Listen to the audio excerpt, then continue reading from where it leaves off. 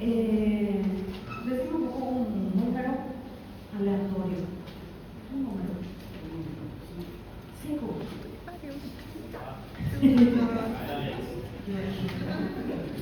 Silvio César. Obrigada a isso. Eu era contra, mas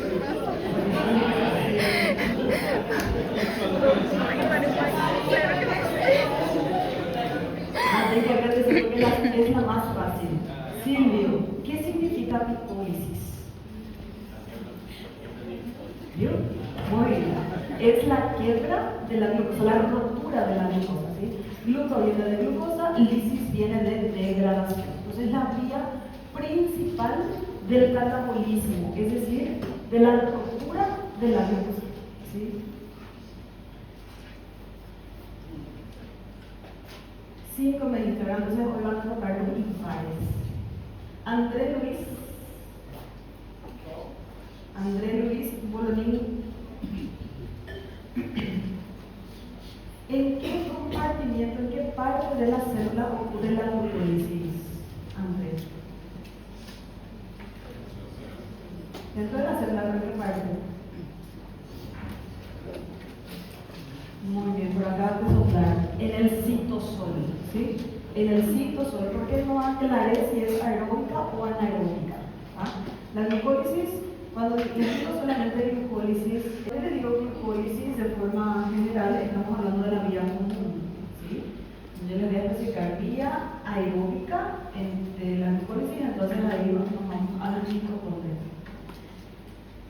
Luna Coelho, ¿está por ahí? Jerónimo Costa, muy bien. La vía de la glucólisis tiene justamente una característica, que es de que puede ocurrir tanto en presencia de oxígeno como en ausencia de oxígeno, ¿cierto? Existe una serie de 10 reacciones que ocurren sin depender de la presencia o ausencia de oxígeno. ¿Cómo se le llama a esa serie de 10 reacciones? Vía común, ¿sí? Son 10 reacciones. ¿En dónde inicia esa reacción? ¿Con qué molécula? Con la glucosa, ¿sí? Entonces la glucosa es nuestro precursor y termina en piruvato, la vía común, ¿sí? Termina en piruvato, que es el producto final, pero también hay otros dos productos en el proceso. ¿Cuáles son? NADH y ATP, ¿sí? ¿Para qué se usa ese NADH? Se lleva directo a la cadena de transporte, ¿verdad? Para la producción de más moléculas de ATP, que más adelante vamos a comentar. Las moléculas de ATP que se forman ya son fuentes de energía directa, ¿cierto? Y el piruvato, ¿para qué se usa? Para continuar con qué. Sí, hay oxígeno. Muy bien. Ese piruvato, una vez que se forma, va a tener dos destinos dependiendo de la situación de la célula. En condiciones normales, en condiciones fisiológicas y en presencia de oxígeno, ese piruvato se va a llevar a convertirse en acetil-CoA, que es lo que ya vimos. Nos quedamos ahí porque fermentación láctica todavía no desarrollamos, pero si no hay oxígeno, el piruvato se lleva a la fermentación láctica, a transformarse en lactato. Bien, Wendy Nayara.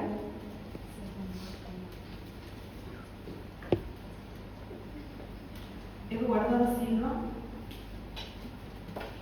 Bien. Esa vía común, Eduardo, tiene dos partes. ¿Cómo se llaman esas dos partes o dos fases de la vía común? ¿No? Muy bien, son dos fase preparatoria y la fase de beneficio. Isabel da Silva, ¿cuál es la característica de la fase preparatoria? Muy bien, excelente. Hay un gasto de energía, hay una inversión de moléculas de ATP. ¿De dónde se va a sacar ese ATP que se va a usar en esa primera parte? de los celular, el medio celular tiene que estar ahí, va a estar ahí disponible, ¿verdad? Entonces, la principal característica de la fase preparatoria es que se prestan dos moléculas de ADN. Alex de Almeida. Alex, perdón, encarna. ¿Cuál es la característica de la fase de beneficio?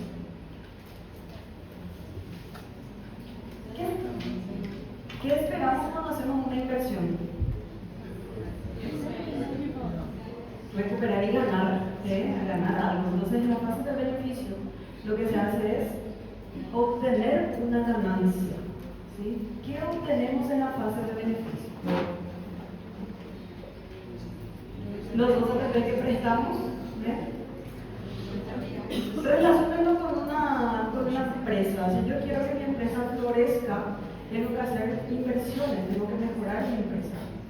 Para mejorar mi empresa tengo que hacer inversiones, tengo que gastar, tengo que prestar de algún lado si es que no tengo para poder invertir. Luego, ¿qué voy a hacer? Con el tiempo y con todo el trabajo de esa empresa, al final voy a obtener una ganancia. Para obtener una ganancia primero tengo que recuperar mi inversión, ¿sí?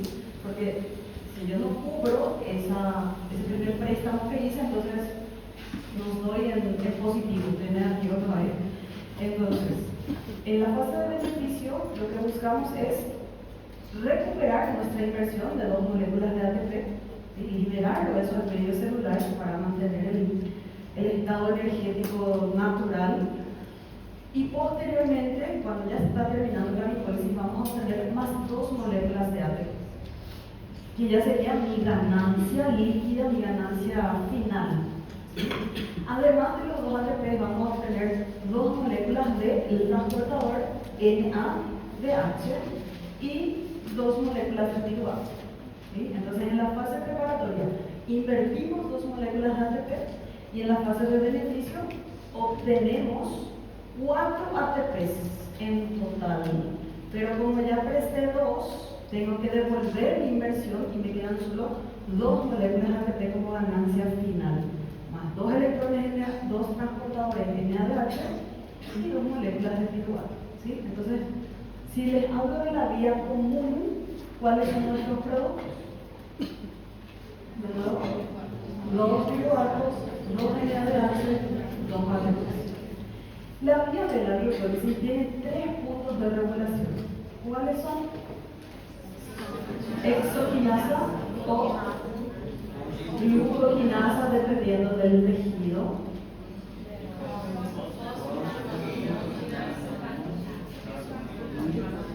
Muy bien. Fosfofructoquinasa 1, de cariño PFK1.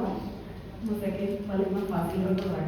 Si fosfofructoquinasa 1 o PFK1. PFK1, ¿eh? PFK1 y piruvatoquinasa. ¿Sí? Son los 3 puntos de regulación.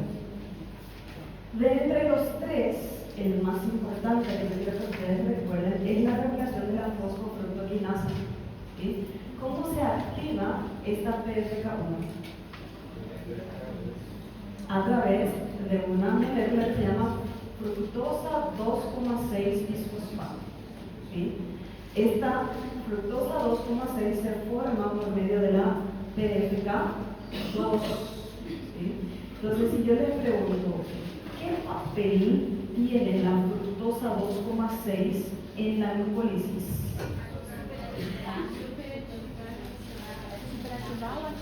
Es un activador alostérico, ¿se acuerdan?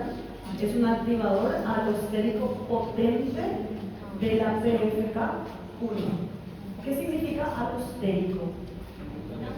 Que cambia de forma. Entonces, el 2,3, la fructosa 2,3, lo que hace es unirse a la PFK1, estimular un cambio de forma, y cuando cambia de forma se vuelve súper activa. ¿Sí? Hay algunos. Sí, la fructosa 2,3 bisfosfato es el activador alostérico potente de la PFK1. ¿Sí? ¿Cómo le activa a la PFK1? Se une a ella y estimula un cambio de forma, por eso se llama activador alostérico, ¿sí? Ayuda a cambiar de forma, volviéndola súper activa. Existen algunos metales, les estaba diciendo, de diferentes tejidos, que la forma de activación, la forma de síntesis de esta fructosa 2,3 varía un poquitito.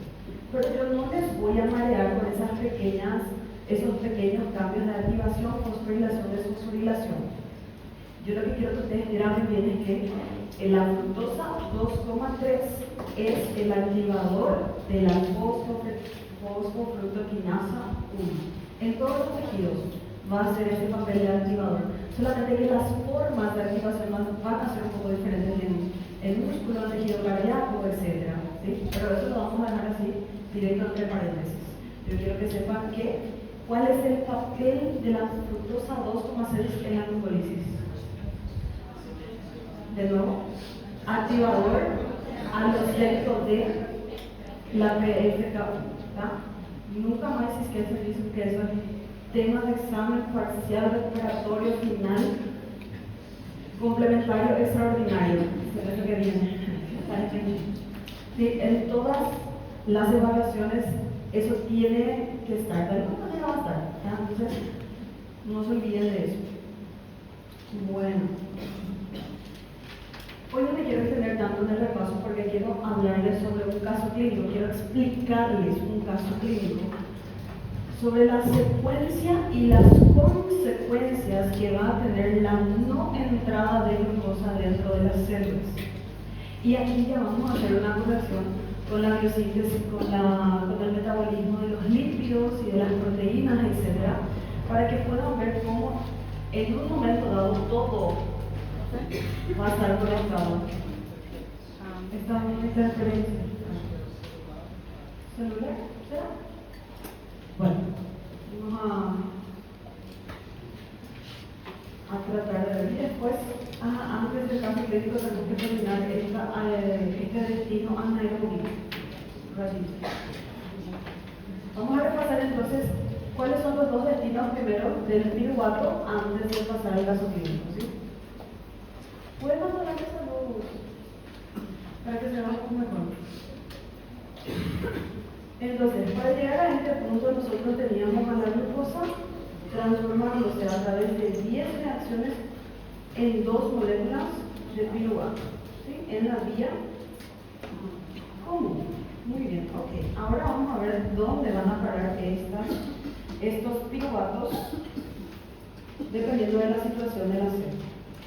El piruvato, en presencia de oxígeno, va a pasar a una reacción que se llama descarboxilación oxidativa. Es decir, el destino aeróbico del piruvato es la descarboxilación oxidativa.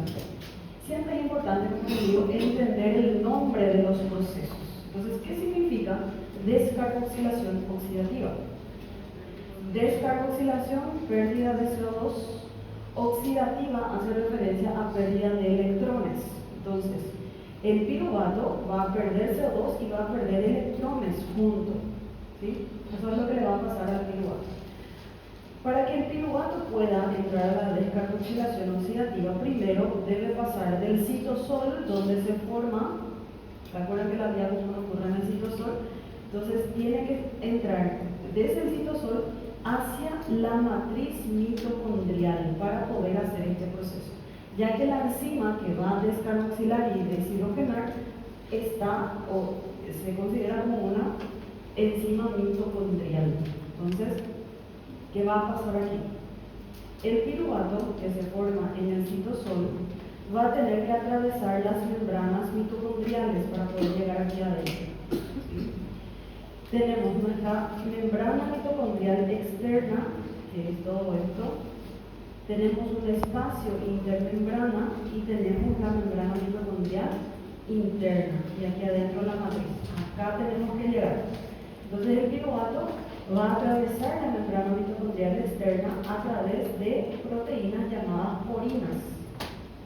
Esta membrana mitocondrial externa es mucho más permeable a un montón de moléculas, permite el paso de muchas moléculas a través de estas porinas. La que realmente va a decir usted entra o no entra al interior mitocondrial es la membrana mitocondrial interna, que es mucho más selectiva. Entonces, a través de purinas, el piruvato va a venir acá y va a atravesar estas purinas, ¿sí?, hasta llegar al espacio intermembrana. Una vez allí, en la membrana mitocondrial interna se tienen ciertos transportadores también que son más específicos para piruvato, que son los transportadores de piruvato mitocondrial por sus siglas en inglés, ¿sí?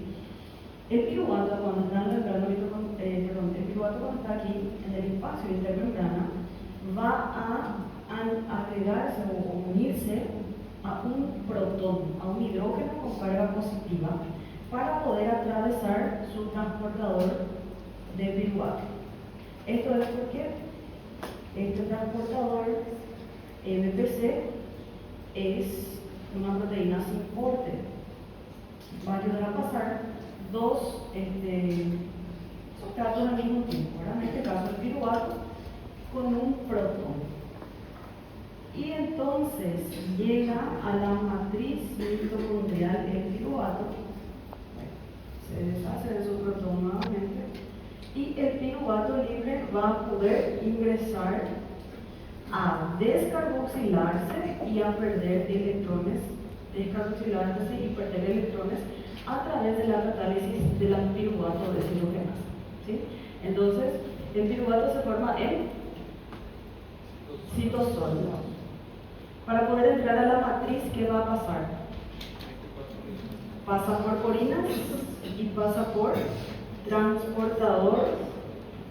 Voy a poner acá su nombre.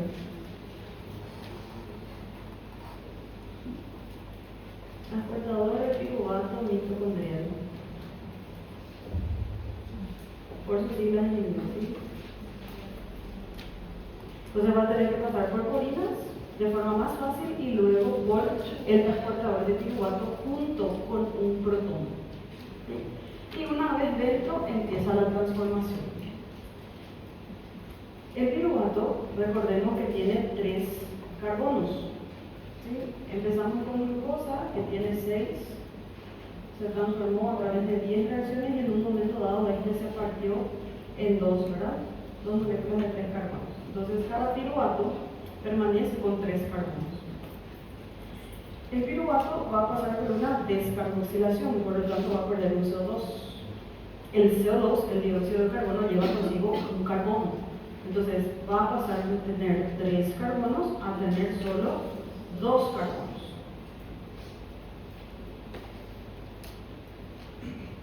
¿Sí? Y esa molécula que tiene 2 carbonos se llama acetilo.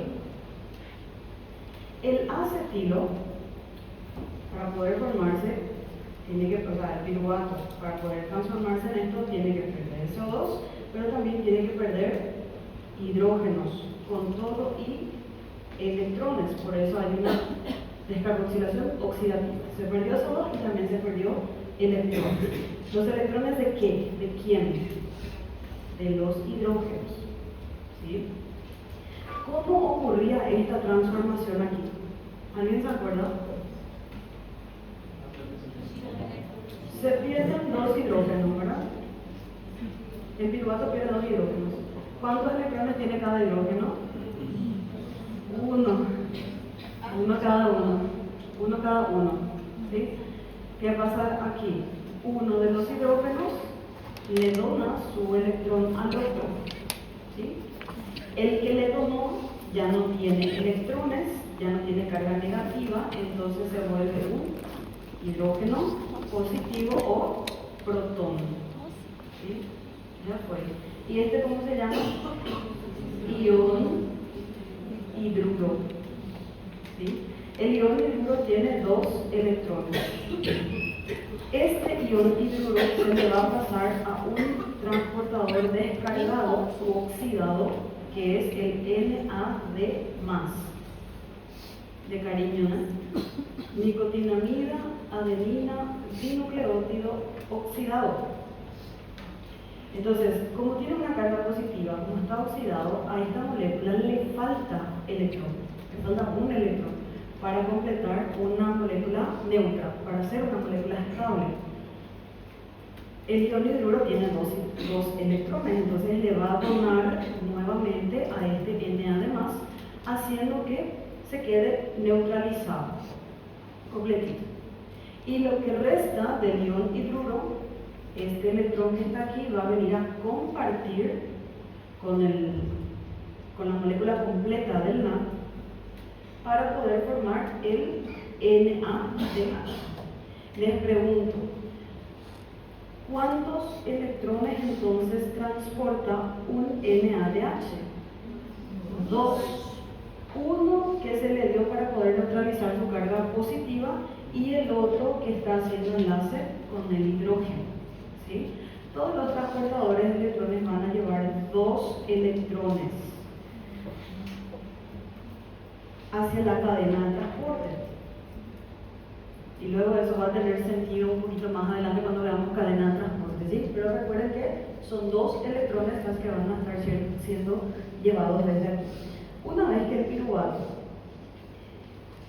perdió CO2 y perdió sus hidrógenos con todo y electrones, se convierte en acetilo. Es un intermediario rápido, ¿sí? Se formó acetilo, pero rápidamente ya viene disponible en la matriz mitocondrial una molécula llamada coenzima A. Se escribe como SHOA, ¿sí? Pero directamente le llamamos de coenzima A porque este grupo, que se llama sulfidrilo, hace parte de la coenzima. Entonces, coenzima A. La coenzima A se une al acetilo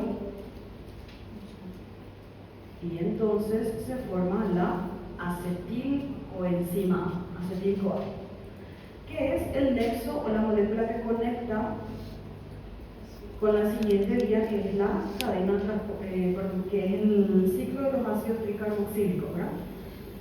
O ciclo de 3.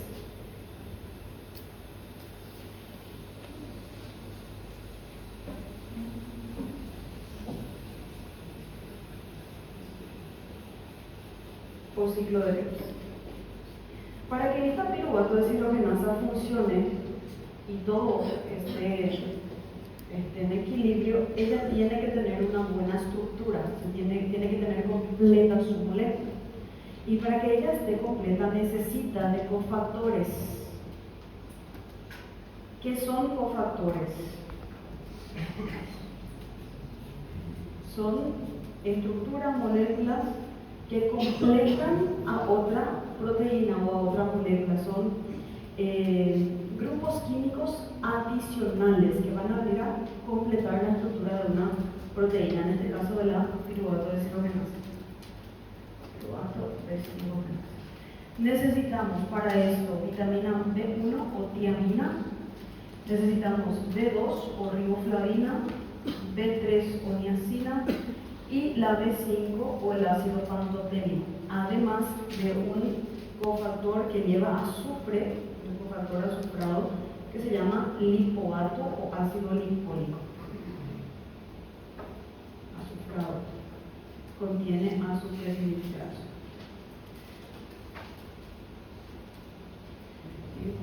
Entonces, si se tienen todos estos ingredientes, la piruvato deshidrogenasa va a poder funcionar bien. ¿A qué me lleva esto? Si yo les pregunto, un paciente con deficiencia de tiamina va a tener ciertas consecuencias a nivel metabólico. ¿Cuál es uno de ellos?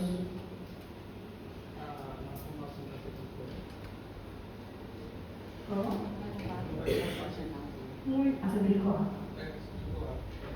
Muy bien. Cuando hay una deficiencia de tiamina, la piruvato deshidrogenasa no se completa y por lo tanto no puede funcionar. Esto nos lleva a que el piruvato no se puede transformar en acetil-CoA. Y si no tengo acetil-CoA, no tengo ciclo de Krebs, no tengo cadena de transporte y no tengo ATP.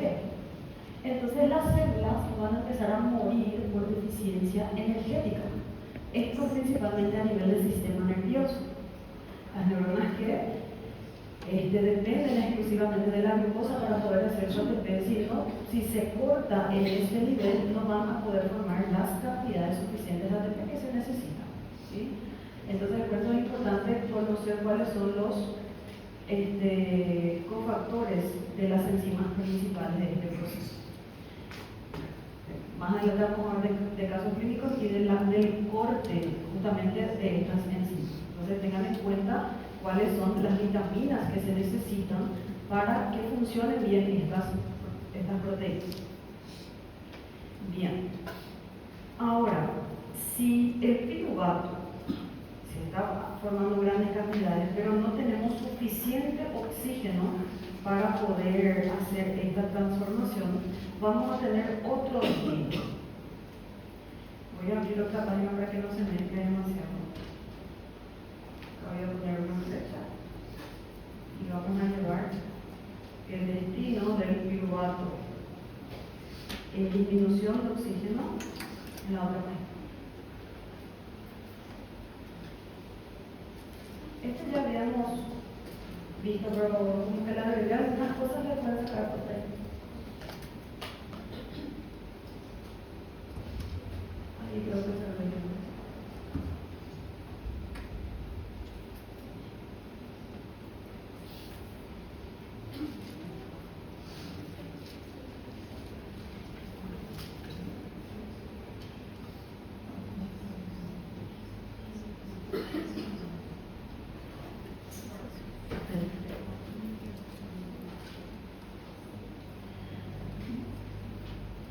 El destino anaeróbico del piruvato nos va a llevar a una vía, a una transformación, a una reacción, a la que le vamos a llamar fermentación láctea.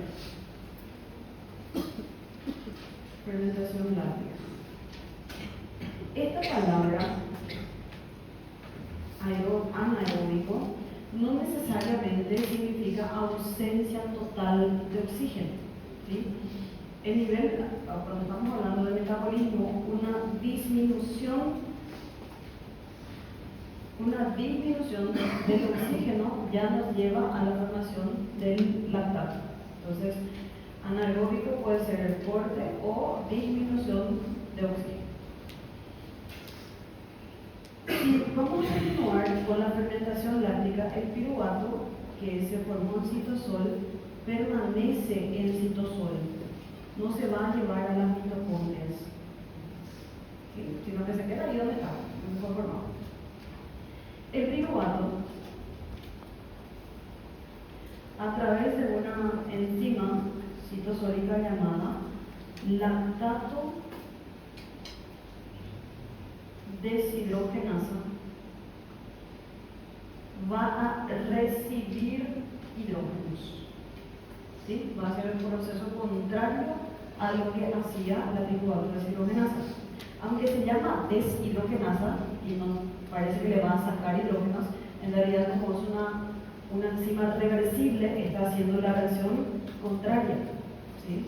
Entonces, el piruvato va a recibir hidrógenos. ¿De dónde? De un NADH que siempre viene a actuar con un protón, porque la reacción va a ser contraria, ¿sí? ¿Qué va a ocurrir acá? El NADH se va a separar de su hidrógeno, ¿sí? Y este electrón es así, NADH, ¿verdad? Cuando este se separa, lleva su electrón. Y esto tenía el otro electrón que neutralizaba la carga positiva, ¿verdad? Entonces ese electrón también se le va a dar, pero se le va a dar ya directo al protón que está acompañando. Y se queda así. La reacción contraria, ¿okay? Entonces, el NADH se transforma en NAD+, y los dos hidrógenos con todo y sus electrones se le van a pegar al piruvato, ¿sí? Cuando esto ocurre y se le pega al piruvato, ya no se llama piruvato, se llama ácido láctico. ¿Ok? Ácido láctico.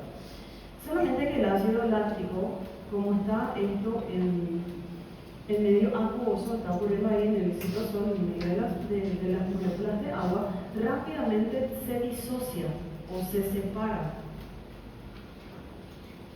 ¿Sí? Disociación quiere decir separación. El ácido láctico se disocia separando por un lado el lactato, que tiene carga negativa, y libera un protón al medio celular. Por eso cuando hay fermentación láctica, cuando esto va aumentando, también aumentan los hidrógenos. Y al aumentar los hidrógenos, el pH disminuye, produciéndose una acidosis. ¿Sí? Pero ¿qué pasa? Aquí el objetivo de que el piruvato se transforme en ácido láctico no es la formación del lactato. El lactato no nos sirve a nosotros, digamos, directamente allí, en músculos, por ejemplo, para hacer ATP, sino para regenerar NAD+, para obtener esta molécula de aquí. Se regenera el NAD+. ¿Para qué?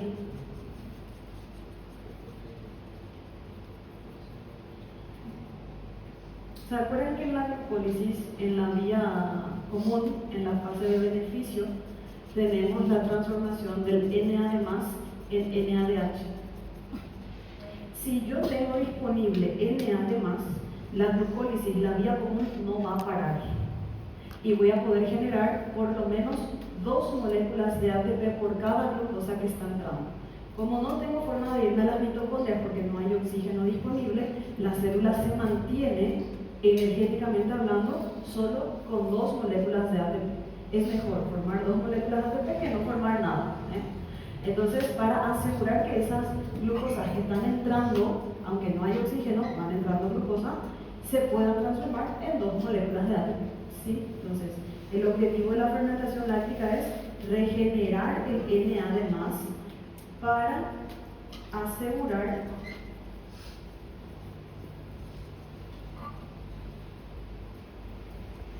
que en la fase de beneficio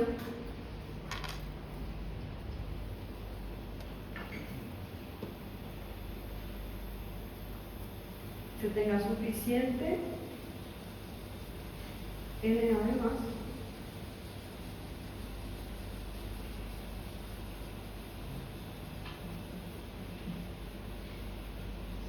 y continuar con las otras reacciones.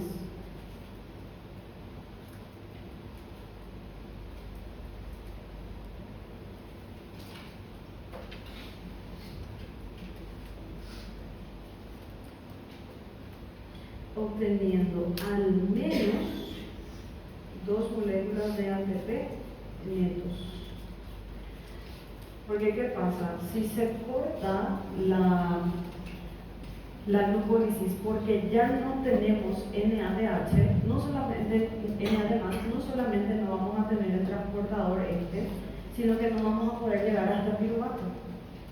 ¿Sí? Y recuerden que en la fase de beneficio no solo tenemos piruvato, o tenemos NADH y el ATP. En este caso, para mantener ese flujo de 2 ATPs es que se produce la fermentación láctica. ¿Esto ocurre todo el tiempo? No. ¿Por qué? Porque a medida que se van rompiendo las glucosas y se va obteniendo el lactato y el NAD+, también se va aumentando la concentración de protones, lo que lleva a una acidosis. ¿Sí? Entonces, no se puede mantener por mucho tiempo, pero le da un tiempo específico a la célula y prolonga un poquitito más la formación de ATP. Cuando esto lo estamos haciendo a nivel muscular, estamos haciendo ejercicios intensos y hacemos una serie de 3-4 repeticiones, llega un momento dado en el que el músculo ya no tiene fuerza para alzar el peso que estamos haciendo o hacer una repetición más. ¿Por qué? Porque el lactato y el protón están aumentando en tanta concentración que se desnaturalizan las proteínas, pierden fuerza, pierden estabilidad y por eso el músculo no responde, se llega al fallo muscular. ¿Sí? Entonces, descansamos un ratito de nuestro ejercicio, respiramos un rato y luego volvemos otra vez, ¿verdad? ¿Por qué? Porque con la inspiración empezamos a meter oxígeno nuevamente a las células musculares y desviamos esa formación de ácido láctico o lactato hacia acetilco A.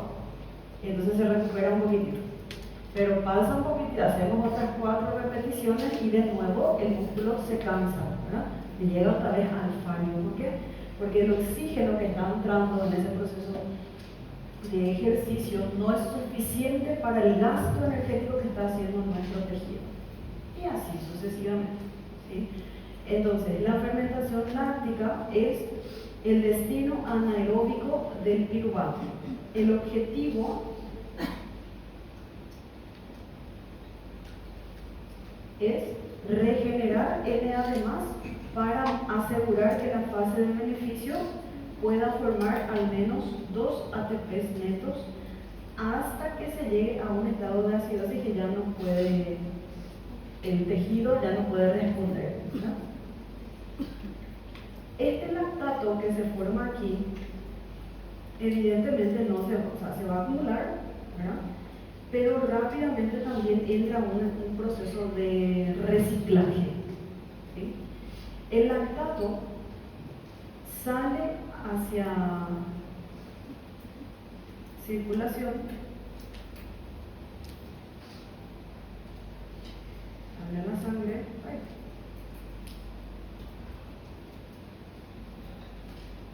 sale la sangre, circula y luego llega al hígado.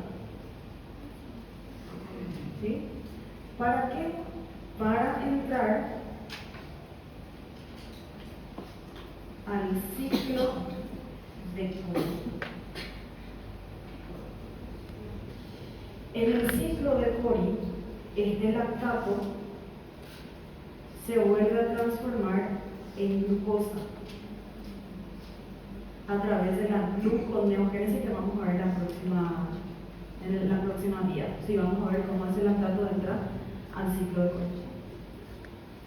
Por eso es que pasado un tiempo el músculo vuelve a funcionar, porque esa acidez que estaba causando allí se neutraliza, el lactato se lleva a hígado y forma más glucosa, y esa glucosa vuelve a salir a la sangre, llega de nuevo a los músculos y se puede reutilizar nuevamente por un corto tiempito, ¿verdad? Muy bien, entonces, ¿qué tenemos que saber aquí? El piruvato tiene 2 destinos. O pasa a un destino aeróbico cuando hay oxígeno suficiente, o pasa a un destino anaeróbico cuando no hay oxígeno suficiente. ¿Cómo se llama la vía o la transformación que ocurre cuando sí hay oxígeno?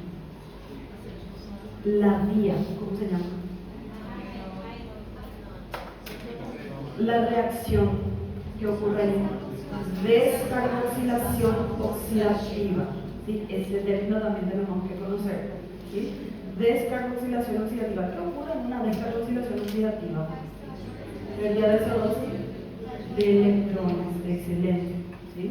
¿En qué se convierte el piruvato en esa descarboxilación oxidativa? En acetilco A. ¿Y acetilco A dónde se va? Ciclo de Krebs, cadena de transporte, un montón de moléculas de ATP. ¿Sí? ¿Cómo se llama la enzima que participa en esa descarboxilación? La que depende de un montón de cofactores. Sí, PDH, piruvato deshidrogenasa. Asocien con oxidativa. Si dicen descarboxilación, la pérdida de CO2, oxidativa pierde electrones. ¿De quiénes son esos electrones que se pierden? De los hidrógenos. Entonces va a haber una deshidrogenasa en ese proceso. ¿Sí? ¿Y quién es el que va a perder hidrógeno? El piruvato. Entonces la enzima se llama piruvato deshidrogenasa. No se puede memorizar, hace falta saber un poquito qué pasa allí. Y entonces relacionamos. ¿Sí? Entonces piruvato deshidrogenasa necesita cofactores. ¿Cuáles son esos cofactores? De 1, de 2, de 3, de 5, entre las vitaminas. y lipoato, que es una estructura un poquito más compleja que tiene azúcar en su estructura, ¿sí?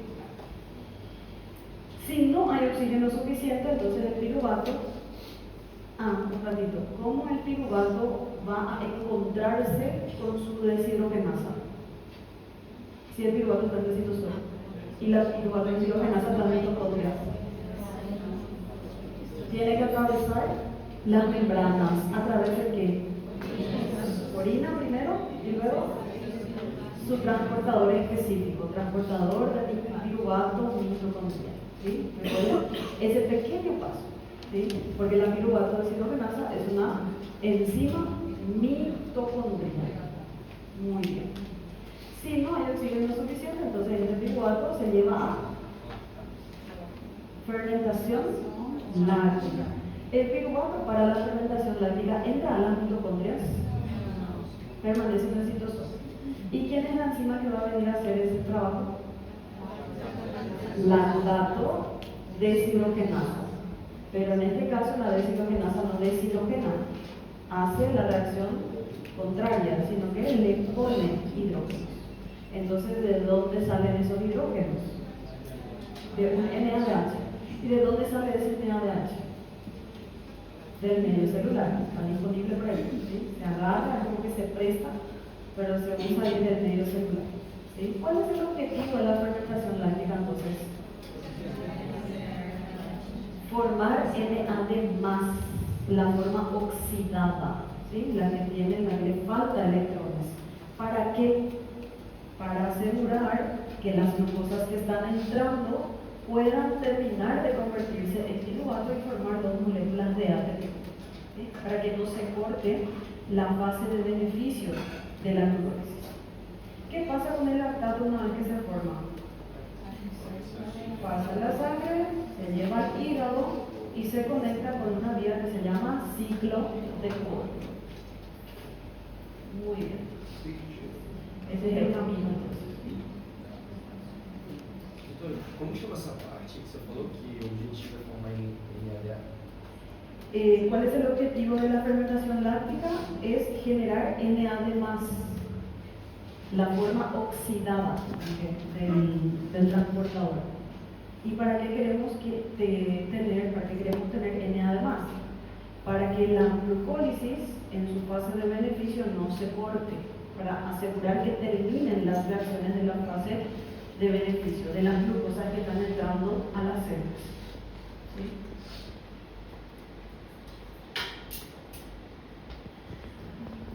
Bien, ahora vamos a entrar a una parte más legal, por ahí complexa, ¿sí? Que es un caso clínico. Primero les voy a mostrar más o menos lo que ocurre en condiciones fisiológicas y luego lo que ocurre en el caso de nuestra paciente.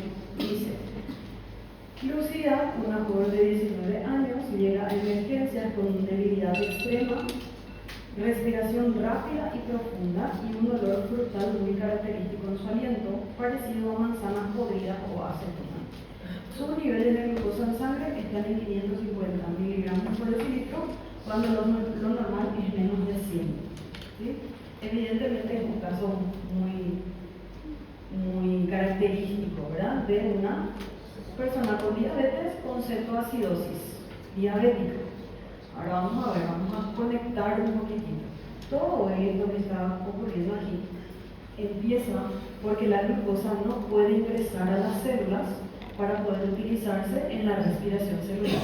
Entonces las células empiezan a buscar ciertas compensaciones para poder generar ATP, ¿sí? Antes de empezar a morirse empiezan a buscar ciertas cosas que hacer, ¿verdad? Para mantenerse vivas un tiempo específico. Lucía tiene mucha azúcar en la sangre. Yo no soy muy fan de decirle azúcar directamente a la glucosa, ¿verdad? Les digo así porque es lo que más se escucha, lo que más se oye. Entonces, yo preferiría decir, la Lucía tiene mucha glucosa directamente en sangre, ¿sí? Pero sus células están muriendo de hambre. ¿Por qué? Porque si hay tanta energía afuera, el cuerpo de Lucía está colapsando. ¿Sí? Tenemos muchas cosas, pero se acuerda que la glucosa no se puede metabolizar en sangre, porque las enzimas que van a ayudar a transformarlas están dentro de las células. ¿Sí? Entonces empieza a colapsar, ¿por qué? Porque aunque hay mucho precursor, ese precursor no está en la localización específica para poder transformarse. Muy bien. En condiciones normales, también no se dice condiciones normales, se dice condiciones fisiológicas. ¿Sí? En condiciones fisiológicas, cuando la glucosa aumenta en concentración,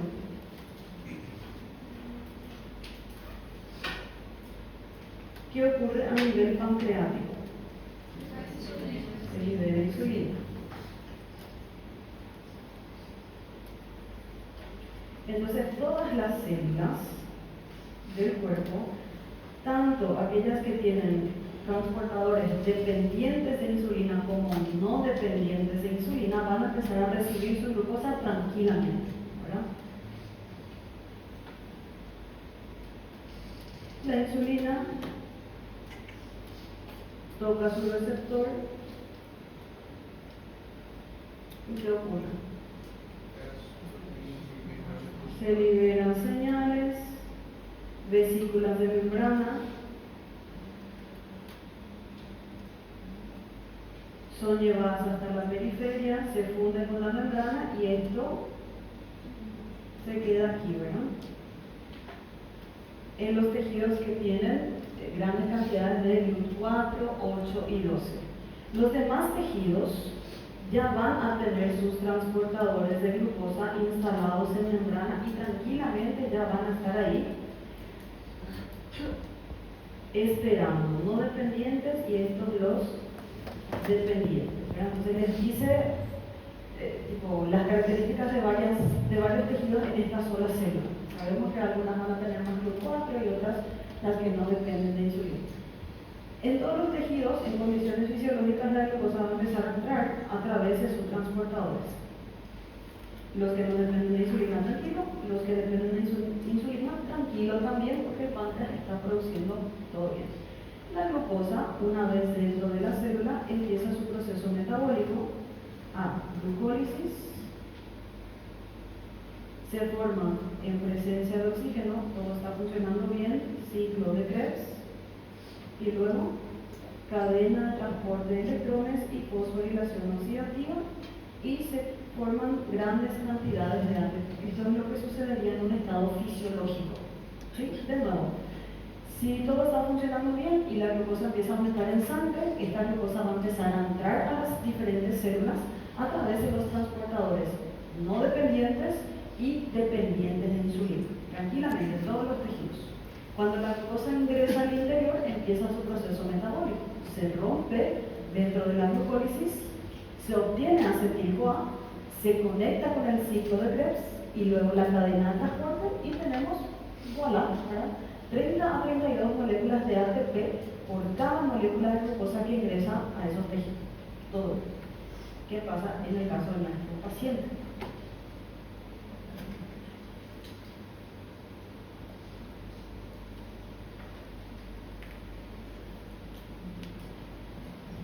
Evidentemente nuestro paciente está teniendo una concentración de glucosa bastante considerable, ya que está en 550 miligramos por decilitro, ¿verdad?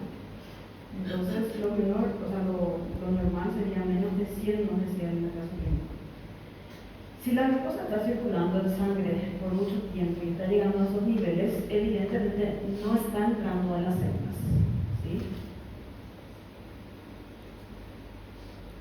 No está entrando a las células.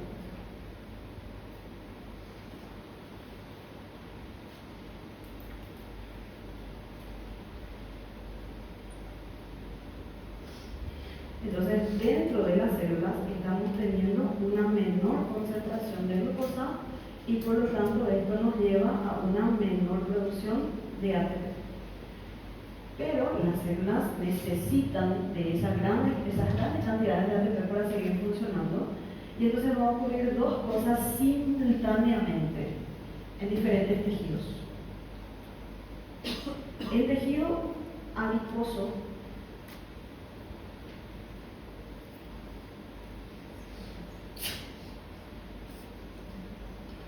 como hay menos insulina siendo liberado, o en el caso no hay insulina siendo liberado, el tejido adiposo vamos a tener la activación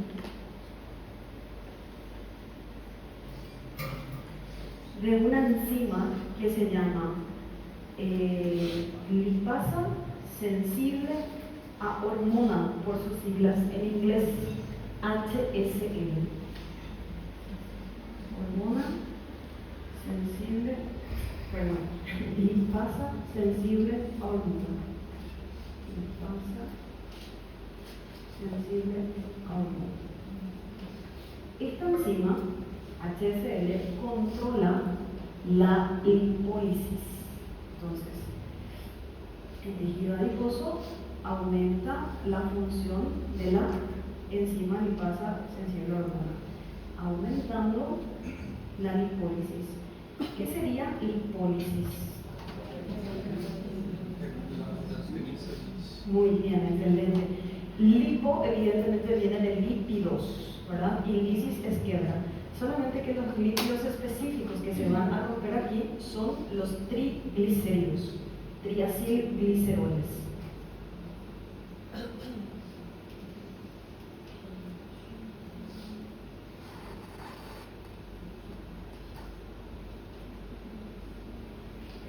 Triacilgliceroles o triglicéridos se abrevian como TAC. ¿Sí? Entonces TAC, triacilgliceroles o triglicéridos. Los triglicéridos están formados por una molécula llamada glicerol, que es un alcohol,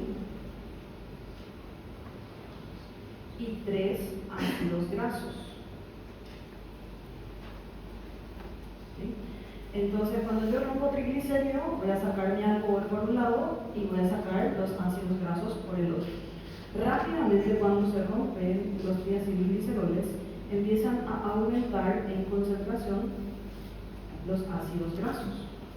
Y estos ácidos grasos van a ser transportados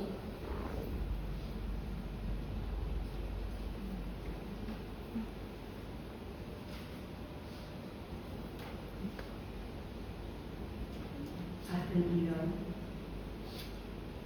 para su metabolización. ¿Sí? Entonces se van a llevar estos ácidos grasos hasta el hígado.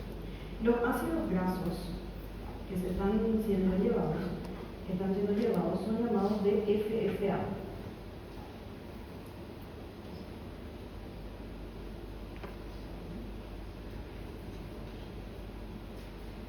Por sus siglas en inglés, ácidos grasos libres.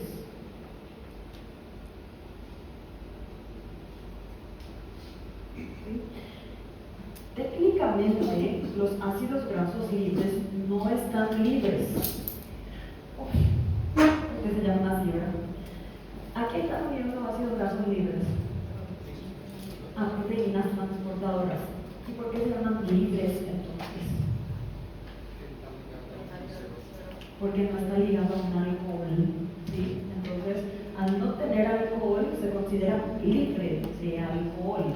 Pero está unido a proteínas porque, como son insolubles, no pueden ser llevados así nomás en circulación. Se unen a albúmina y también a lipoproteínas para ser llevados hasta el hígado. ¿Sí? A medida que el tejido adiposo empieza a liberar ácidos grasos en circulación a nivel muscular, hay que hacer mi músculo acá.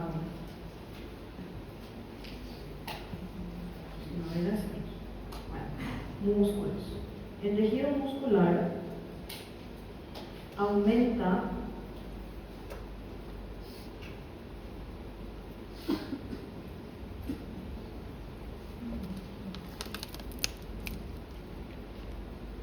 la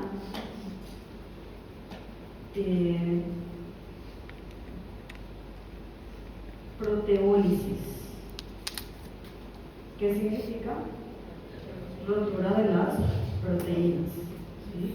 Las proteínas musculares empiezan a romperse al mismo tiempo que los lípidos en tejido adiposo también empiezan a liberarse. Pero esta ruptura en diferentes tejidos tiene dos objetivos diferentes. Ocurren al mismo tiempo, pero se hacen para dos cosas diferentes.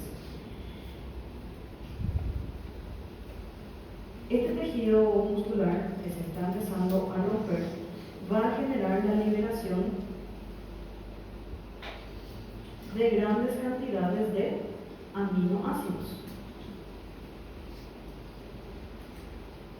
El tejido muscular,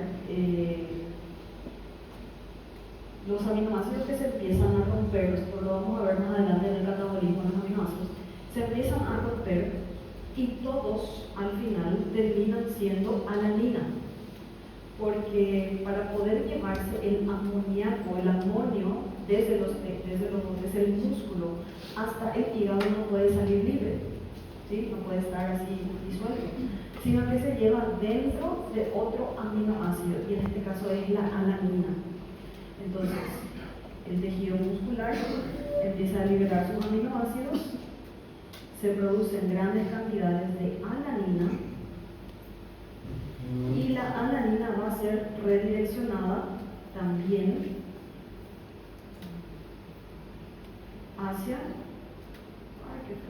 hacia el hígado.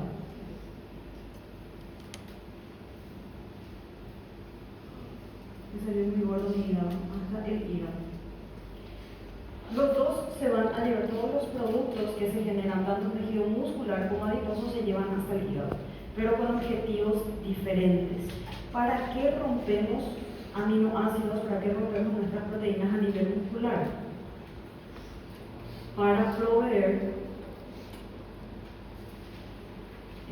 materia prima o precursores para la gluconeogénesis, es decir, formación de nueva glucosa.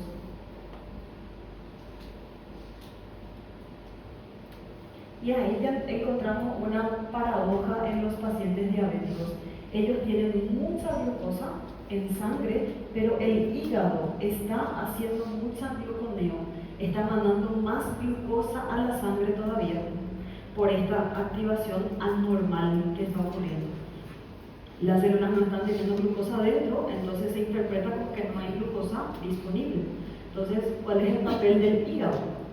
Mantener el equilibrio de la glucosa, ¿cierto? Solamente que en este caso ya tenemos mucha glucosa en sangre. El hígado empieza a formar más glucosa y eso acrecenta la hiperglicemia de nuestro paciente. La propia compensación del cuerpo hace que aumente esa hiperglicemia, ¿sí? Por la rotura de los músculos a nivel muscular. Ahora, ¿para qué se rompen los ácidos grasos? ¿Cuál es el objetivo? ¿Para qué se llevan al hígado? Para obtener acetil-CoA y a partir de la acetil-CoA aumentar la producción de ATP. El hígado, para que pueda hacer gluconeogénesis, necesita grandes cantidades de ATP. Por cada glucosa que se va a formar se gastan 6 moléculas de ATP del medio celular. Entonces el hígado necesita tener suficiente ATP para poder continuar con todo este ciclo. Entonces, se van a formar grandes cantidades de ATP, solo que cuando nosotros rompemos un ácido graso en la vía que se llama beta-oxidación, se obtienen grandes cantidades, absurdas cantidades de acetil-CoA, ¿sí? Una parte se va a llevar a la formación de ATP y la otra parte, como está en exceso y no se pueden acumular en el medio celular porque las células se van a empezar a hinchar, se lleva a la cetogénesis, que sería la formación de cuerpos cetónicos, que a priori no son malos de por sí. Su acumulación causa una alteración. Pero los cuerpos cetónicos que se forman en el hígado son llevados hacia los demás tejidos, principalmente a nivel del sistema nervioso, para retransformarse en acetil-CoA, entrar al ciclo de Krebs y formar ATP. Entonces los cuerpos cetónicos son fuentes importantes de energía. El problema está que cuando salen a circulación y están en grandes cantidades, como son moléculas ácidas, liberan sus protones al medio, en torrente sanguíneo, y eso produce una acidosis que va a generar una desnaturalización generalizada de todos los tejidos. ¿Sí? Pero en condiciones controladas, los cuerpos cetónicos generan grandes cantidades de ATP. ¿Sí? Incluso el cerebro se encuentra más despierto por la gran cantidad de ATP que se puede producir. Ahora, la consecuencia es más complicada, ¿verdad? Bien. Entonces, en nuestro paciente está aconteciendo esto. En su tejido adiposo se están rompiendo lípidos y se están llevando al hígado para empezar a formar más ATP. Y el tejido muscular se está empezando a romper proteínas para asegurar tener glucosa suficiente en sangre. Ya sabemos que el problema no está en la concentración de glucosa, sino que esa glucosa no puede entrar a las células, a los tejidos. ¿Sí? Isso pode acontecer uma pessoa que tem uma dieta tardia, sem consumir carboidratos? Sí, podría. Justamente en la dieta cetogénica esto es lo que ocurre, ¿verdad? La dieta cetogénica controlada se produce cuerpos cetónicos. Entonces se quema más lípidos, ¿sí? Y entonces se generan estos cuerpos cetónicos para formar energía. Solo que no se llega a una desnaturalización demasiado avanzada y por eso no se hace una cetoacidosis, sino que hay una cetonemia, presencia de cuerpos cetónicos en sangre, ¿verdad? Por eso cada cierto tiempo se tiene que hacer una comida bien cargada, ¿verdad? Con proteínas, con carbohidratos otra vez, para poder ir manteniendo ese equilibrio. ¿Sí? Bien, después, ya miramos que era que tenía nuestro paciente. Debilidad extrema. Respiración profunda. Ahora, como ya llegamos al hígado, vamos a hacer un zoom a nivel hepático y le vamos a dibujar acá a un hepatocito.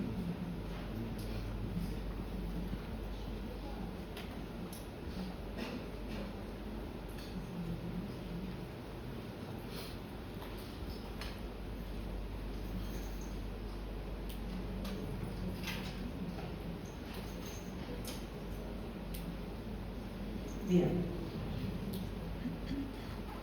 Voy a hacer nuevamente. Dentro de los hepatocitos van a estar llegando los ácidos grasos, van a estar llegando los aminoácidos, la alanina específicamente, para poder transformarse. Vamos a empezar con los ácidos grasos. Una vez que los ácidos grasos libres llegan a los hepatocitos, ellos van a entrar a las mitocondrias. ¿Sí? Los ácidos grasos tienen que atravesar toda la membrana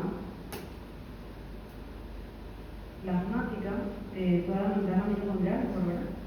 E ingresar a la matriz mitocondrial para poder procesarse. ¿Sí? Los ácidos grasos libres dentro de las mitocondrias se van a transformar en grandes cantidades de acetil-CoA. Dependiendo del tipo de ácido graso que se esté rompiendo, también se va a liberar una molécula llamada propionil-CoA. Más adelante vamos a ver esa diferenciación, ¿sí? Porque existen ácidos grasos de cadenas pares, 4, 8, 10, 12 y así, y de cadenas impares, 11, 13, 15 y así por delante. Estas cadenas impares son las que nos van a liberar propionil-CoA. Yo les voy a decir la importancia, ¿verdad? Estas moléculas de acetil-CoA en grandes cantidades que se están formando se van a llevar al ciclo de Krebs más cadena de transporte de electrones y fosforilación oxidativa, y el resultado va a ser grandes cantidades de energía química. ¿Sí? El exceso de acetil-CoA se va a llevar a la cetogénesis, que sería la formación de los cuerpos cetónicos. Como resultado de la cetogénesis, vamos a tener 3 moléculas específicas, que son la acetona, el acetoacetato y el beta-hidroxibutirato.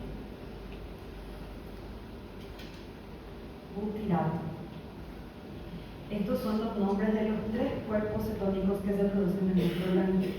¿Sí?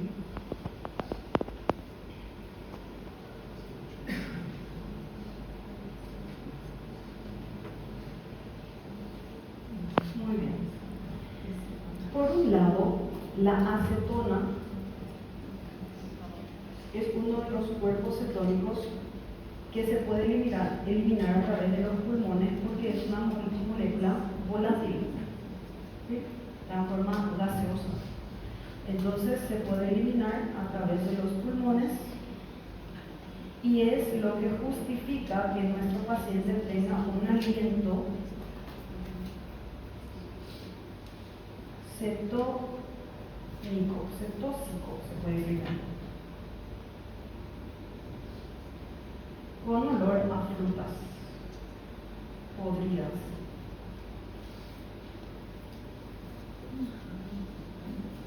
¿Alguien ya tuvo contacto alguna vez con este aliento cetóxico? ¿Sí? ¿Verdad que es bastante característico? Apenas se entra en el lugar y ya se siente, agarra todito el lugar. Y es por la respiración del propio paciente. ¿Sí? Es un intento, obviamente, de detoxificación que tiene nuestro cuerpo, de estar sacando esas estructuras del cuerpo del paciente. Muy bien. El acetoacetato y el beta-hidroxibutirato salen a la sangre, todos salen a la sangre, ¿verdad? Van a pasar de la sangre hacia los pulmones, y el acetoacetato y el beta-hidroxi van a ser redirigidos a los demás tejidos, al músculo, a todos los tejidos, y también a nivel del sistema nervioso. Entonces se redirigen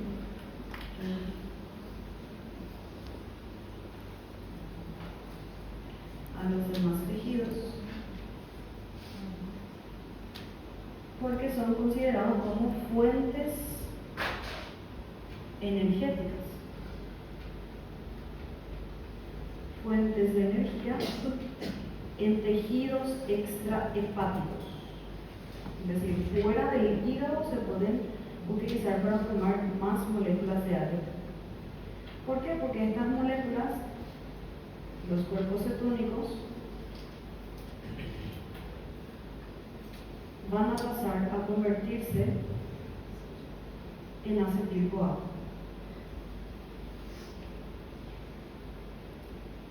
Fuera del hígado, ¿verdad? En los demás tejidos. Y ya sabemos cuál es el destino del acetil-CoA, ¿verdad? Ciclo de Krebs, cadena de transporte de electrones y grandes cantidades de ATP. ¿Bien? Pero ¿qué pasa? Al redirigirse a los demás tejidos, aumentan las concentraciones de los cuerpos cetónicos. ¿Sí? Y se produce una cetonемia, presencia de cuerpos cetónicos en sangre. ¿Qué pasa? Los cuerpos cetónicos tienen un carácter ácido. ¿Qué hacen los ácidos? Liberan hidrógenos, protones al medio celular, disminuyendo el pH. ¿Sí? Bien, ¿cuáles son las consecuencias de esta disminución del pH? Se produce una desnaturalización proteica.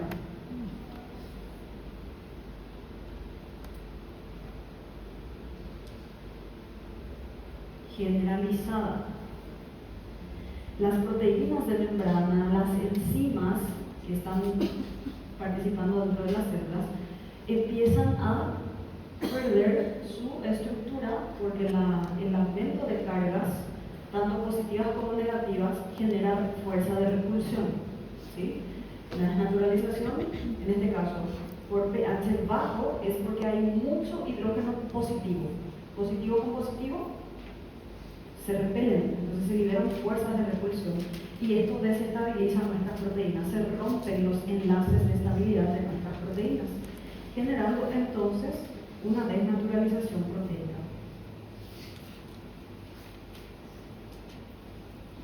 Falla en el funcionamiento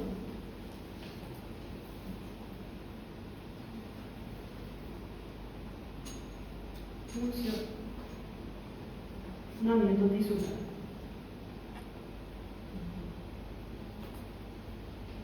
Esto lleva a un cortocircuito metabólico, porque claro, todo el proceso metabólico depende de enzimas, y la mayoría de las enzimas, 90% de las enzimas, son proteínas.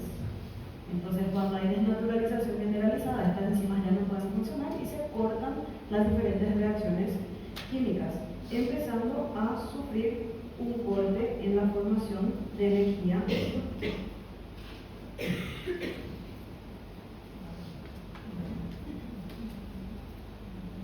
lo que justifica la fatiga extrema o la debilidad extrema que tiene nuestra paciente. ¿Sí? El aliento con dolor a frutas también ya habíamos puesto el porqué. Debilidad extrema.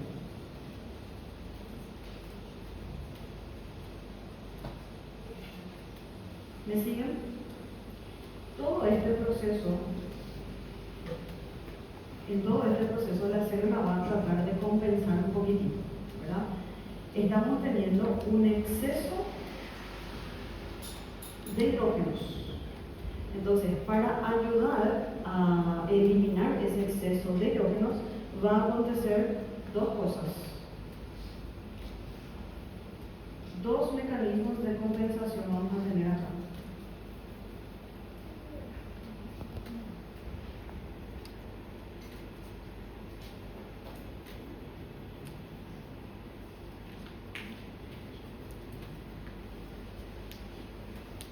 Por un lado, va a actuar una proteína de membrana que es un antiportador de hidrógeno y potasio.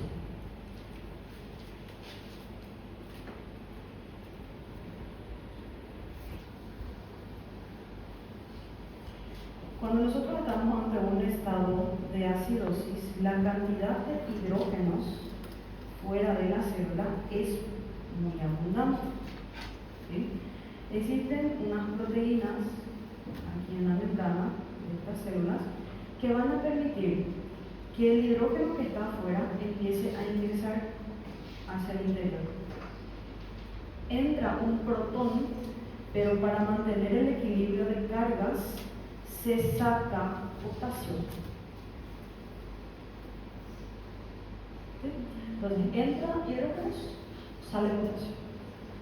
Como no tenemos insulina, la bomba sobre el potasio no está funcionando. Entonces el potasio no puede entrar de vuelta y se mantiene fuera de la célula, produciendo una hiperpotasemia. Esto va a ser importante para el tratamiento de cosas. ¿Sí? Tener en cuenta de que el potasio empieza a salir aumentando la concentración de potasio.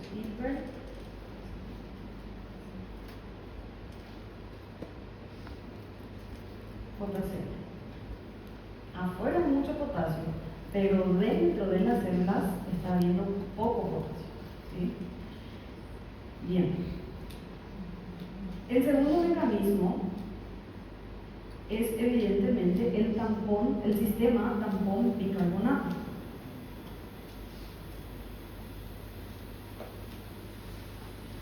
¿Qué hace el sistema tampón bicarbonato? Agarra los protones que están allí en grandes cantidades y los une al bicarbonato producido a nivel renal. Cuando estos dos se unen, se forma una molécula más estable que es el ácido carbónico. ¿Sí? Y el ácido carbónico se descompone en agua y CO2. Entonces, como tenemos un exceso de protones, esto se está llevando hacia este lado. Se desvía hacia la formación de más CO2. Entonces empieza a aumentar CO2. El aumento de CO2 lleva a nivel de centros respiratorios a detectar este aumento de CO2. Entonces se activan los receptores de, ¿cómo se dice? Que tienen sensibilidad a los niveles de IDPH, ¿verdad?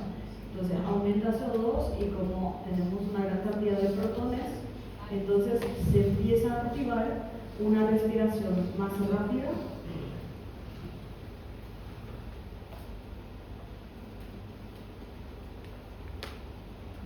y profunda. ¿Para qué? Para tratar de eliminar más CO2 y de esa manera deshacernos del exceso de protones, ¿verdad? A esto se le llama respiración de Kussmaul.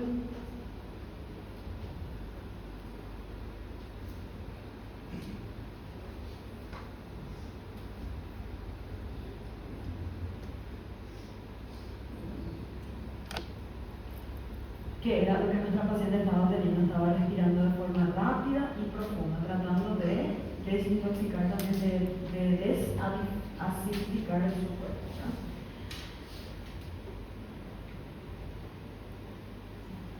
¿Estamos ahí?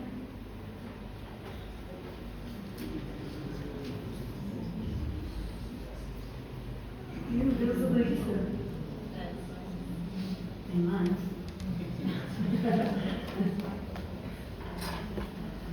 Van a ver la importancia de esto después, ¿sí? Si nosotros no entendemos lo que está pasando aquí en nuestro paciente, después, si le implementamos un tratamiento equivocado, le podemos causar edema cerebral, muerte o arritmia y paro cardíaco. Por el potasio y además porque ocurre algo específico a nivel de astrocitos de neuronas cuando hay una hiperosmolaridad sanguínea. Vamos a explicar. ¿Sí? Lo voy a poner acá atrás para ver qué es lo que hicimos. Debilidad extrema, respiración rápida y profunda, olor característico en su aliento parecido a manzanas podridas, y la hiperglicemia, que ya sabemos es por qué. Bueno, vamos a lo siguiente. Cuando un paciente se encuentra con la concentración de glucosa muy aumentada,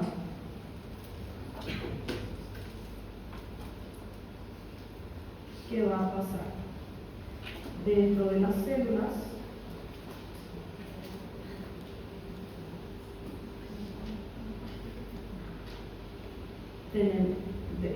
fuera de las células tenemos mucho soluto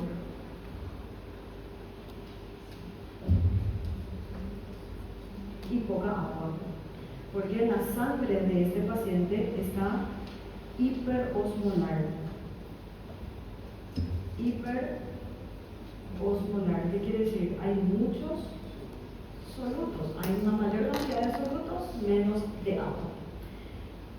Dentro de la célula tenemos menos solutos y más agua. ¿Cómo se comporta el agua? Se mueve de una zona de mayor concentración a una zona de menor concentración a través de una membrana semipermeable, que sería nuestra membrana plasmática. Por ósmosis, el agua va a salir hacia afuera para tratar de diluir ese exceso de glucosa que tenemos, ¿verdad? Entonces, ¿qué le pasa a la célula? Se va murchando, se va deshidratando.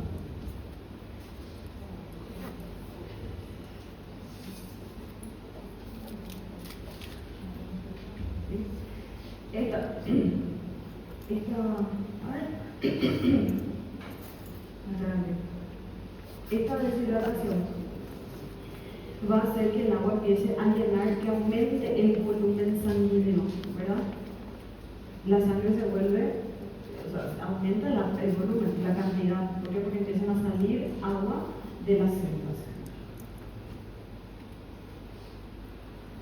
¿Y qué va a hacer el cuerpo? Va a empezar a filtrar a nivel renal y esas moléculas de agua que están saliendo de las células van a empezar a ser eliminadas a través de la orina. En realidad, como hay un cambio de osmolaridad también allá a nivel del túbulo renal, en lugar de reabsorberse el agua, como hay mucha glucosa, el agua se va a tirar hacia afuera. A esto se le llama diuresis osmótica. El agua es arrastrada hacia la orina en lugar de reabsorberse por ese cambio de osmolaridad. Y entonces esto hace que el paciente presente la poliuria, que sería la micción acelerada, el aumento de la frecuencia de micción. Muy bien, esto está ocurriendo en todas las células, independientemente del tejido. Pero pasa algo muy interesante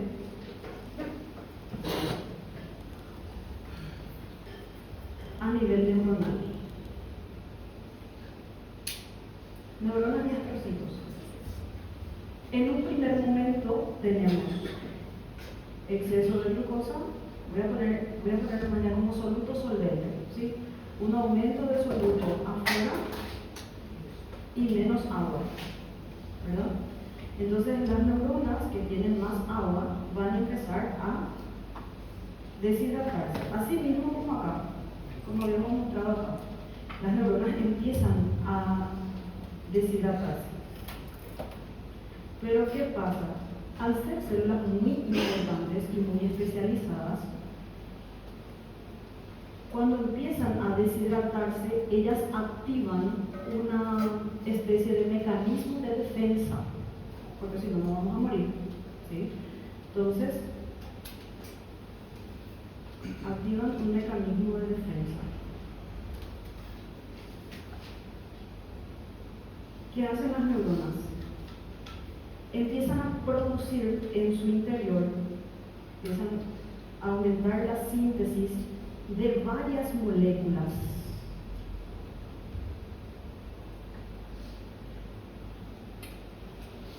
Diferentes tipos de moléculas. Ahí vamos a tener, por ejemplo, nioinositol, sorbitol, glutamato, glutamina, taurina, betaína, un montón de moléculas que de forma general le vamos a llamar de osmoles idiopáticos.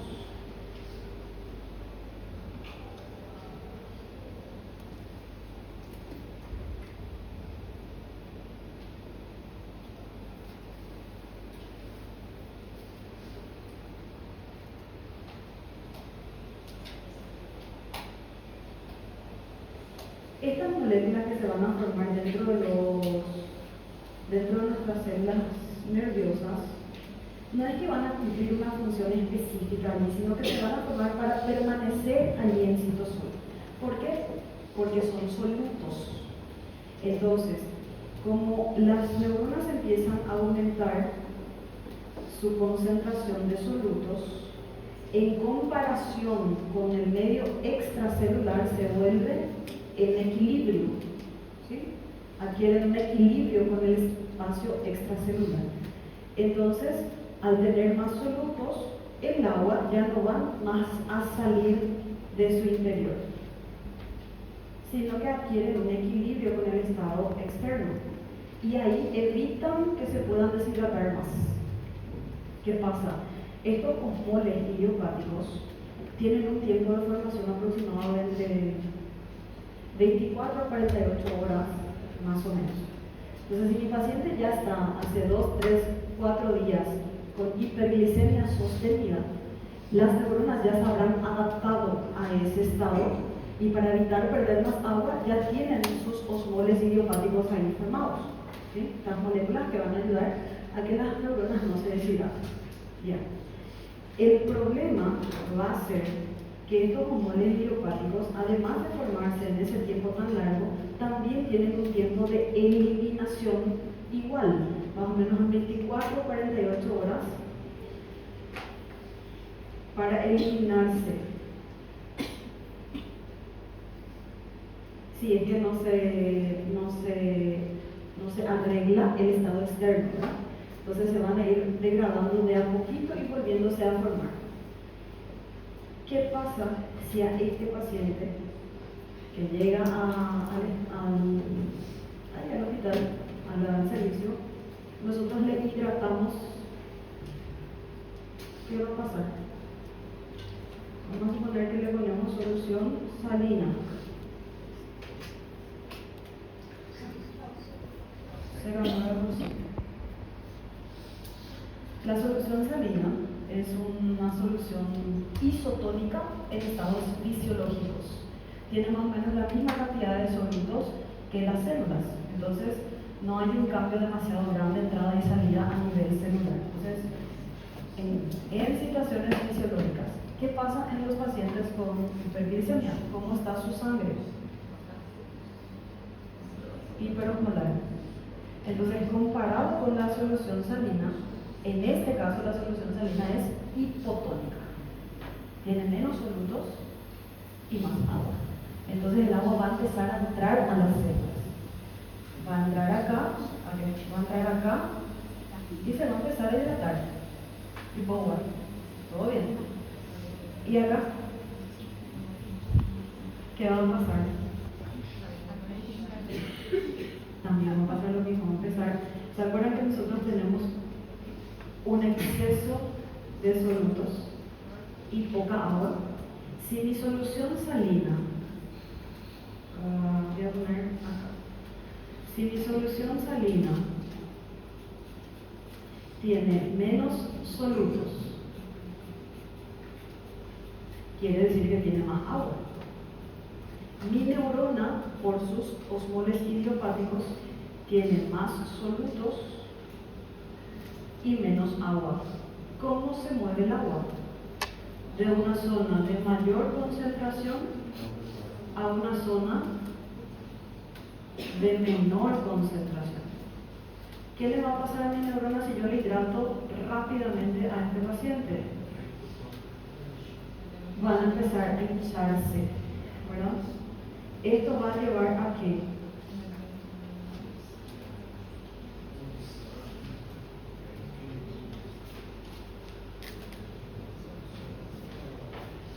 el cerebro pase de un tamaño normal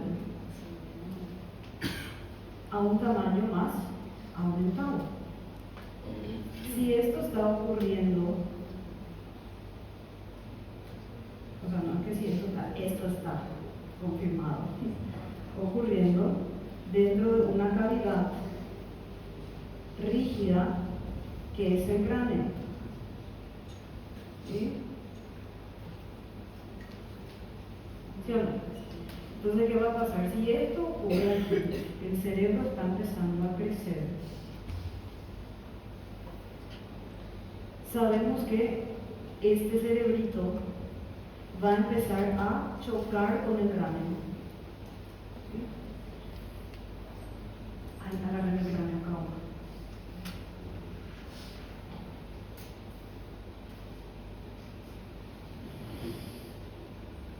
¿Por qué me agarra el cámara? Vaya a ser. Ahí. Este cerebro está empezando a hincharse, a inflamarse. Entonces va a ir chocando con la pared craneal y va a aumentar la presión, ¿verdad? El único lugar por donde el cráneo va a poder salir es por donde. Acá.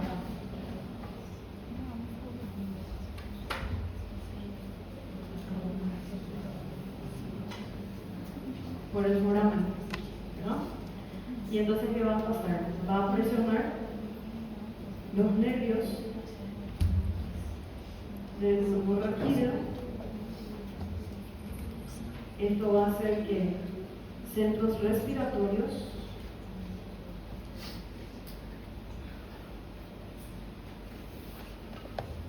y control cardíaco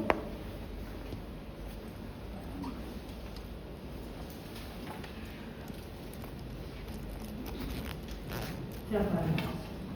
Entonces el paciente pasa a una muerte por paro cardiorrespiratorio.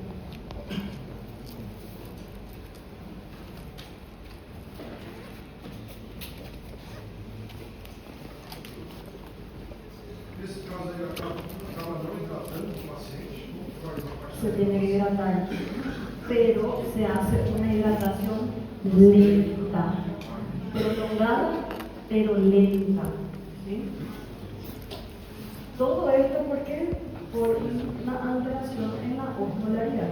Entonces tenemos que entender el concepto metabólico que está aconteciendo para poder hacerlo.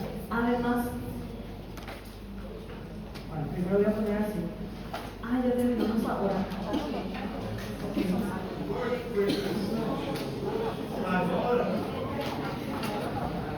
¿Oye? Entonces, un ratito, solo un ratito. Ya voy a terminar. Esta solución renal tiene que ser lentamente. ¿Qué vamos? El paciente tiene 550 de glucosa. Le vamos a dar insulina. Le vamos a dar.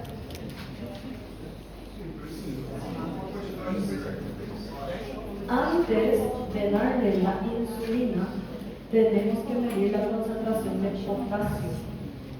¿Por qué? ¿Se acuerdan que el potasio está aquí afuera?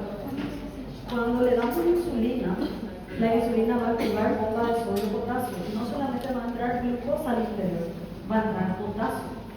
Si le hacemos una administración de insulina brusca, glucosa va a bajar, pero potasio también. Y eso va a hacer que ocurra un desequilibrio del potencial en reposo a nivel de tejido cardíaco, lo cual va a hacer que se genere una desconexión cardioeléctrica, produciendo arritmias y paro cardíaco. ¿Sí?